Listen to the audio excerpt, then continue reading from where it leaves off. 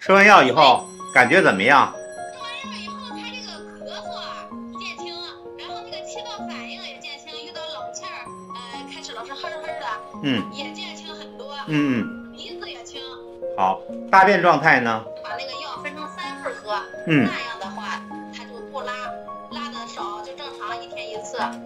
哦，就还是头上有点干。可以。但是我感觉是不是还得喝2顿管用？2顿好。但他老拉我就害怕。没事儿，听我说啊，中医说有瘀则泻，无瘀不泻，意思是说咱们通过吃导泻的药，能够把体内的积滞和瘀滞给它排出去。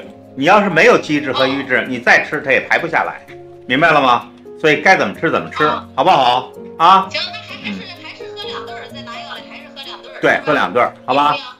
对。